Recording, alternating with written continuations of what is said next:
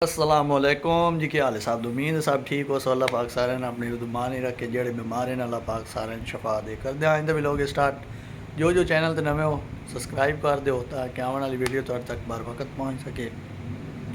आज दी जनाब वीडियो जी है वो कोई तुम बाहर घूम फिर के जो व्लॉग नहीं विखा रहा है। आज दी वीडियो पाकिस्तान आने तो बाद पहली वीडियो बना रहे हैं। ठीक है, जिस टाइम से पाकिस्तान गया ठीक हो गया कोई चांदे भी कोई 4-5 व्लॉग उत्ते अपलोड किए हैं। तकरीबन जी वीडियो हम बन रही है वो साड़ी 6 महीने तो हो चुके हैं। उस तो बाद आ रहा तो मलेशिया का व्लॉग जना मलेशिया बना रहे हैं वीडियो। असल एक मसला बन गया है जिसकी वजह तो वीडियो को नहीं बनाई। मलेशिया आया हुई 2.5-3 महीने तो हो चुके हैं, 3.5 महीने। मसला ये बन गया कि पाकिस्तान जिस टाइम गया तो चैनल डिमोनेटाइज हो चुका। आया तो आके चेक किया था, इस वास्ते दिल ना ही कर रहा कि वीडियो बनाई बंजे।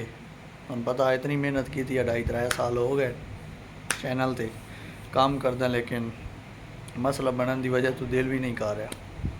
लेकिन कोई नहीं, अल्लाह खैर करे। सी तो फिर मसले बनते रहते हैं, कम पाया था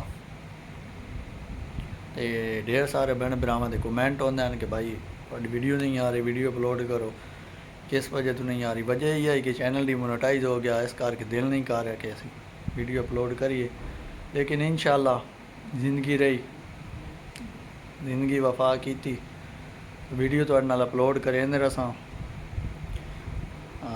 अपनी रूटीन के मुताबिक।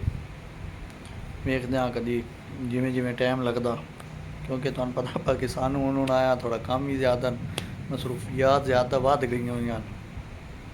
जिमें भी नॉर्मल होंदियां तो इंशाअल्लाह व्लॉग हर रोज़ दा सी जिंदगी रही तो हर रोज़ ना आए तो एक तो दूसरे दिन या तीसरे दिन लाजमी अपनी पुरानी रूटीन के मुताबिक तुहाडे नाल शेयर करसां। बस चैनल डिमोनेटाइज हो गया, वो कोई वजह या कोई इलम नहीं हो रहा कि क्यों होया। हालांकि मेहनत खुद ही की हुई, कोई किसी की वीडियो भी अपलोड नहीं की थी, अज तक कुछ भी नहीं किया, लेकिन फिर भी हो गया डिमोनेटाइज। फिर ये बारे कोई इलम ही नहीं। वाई टाइम ही शो हो रहा YT स्टूडियो ऐप के अंदर पूरा। लेकिन इसकी वजह है कि मैं सोची और वेखी कि तुहानूं वाई टाइम जड़ा मोनेटाइज होने के बावजूद भी पूरा करना चाहिए, जी उन्होंने लिमिटेड होंगी है। ठीक है, हर महीने के मेरी डीमोनेटाइज होया है, मेरी अपनी गलती की वजह तो मैं चैनल के उत्ते वीडियो नहीं लाई, वो डीमोनेटाइज हो गया। हालांकि असी तो इतने बड़े यूट्यूबर भी ना जी असी वीडियो ना लाइए तो साड़ी बाई टाइम पूरा होंदा रहे, कोई वीडियो चली भी नहीं है, वायरल भी नहीं हुई। तो इस करके जिन्हें जिन्हें भरावां दे चैनल मोनेटाइज हैं बहना दे, वो अपनी मेहनत जारी रखो। हर रोज़ वीडियो लाई करो, कोशिश की करो या एक तो दूए दिन लाजमी। नहीं तो जो मेरे नाल मसला बने ये मसला किसी होर नाल भी बन सकता। मैं इस वास्ते शेयर तुहाडे नाल कर रहा कि जो मसला मेरे नाल हो चुका वो तुहाडे नाल ना बने। तो उम्मीद है कि तुसीं भी अपनी मेहनत रखसो जारी, तो असीं भी सानूं भी सपोर्ट करे सो खुले वड्डे दिल नाल। इंशाअल्लाह जिंदगी रही तो फिर मिलसी तुहानूं एक नवी वीडियो दे नाल, एक नवे व्लॉग दे नाल।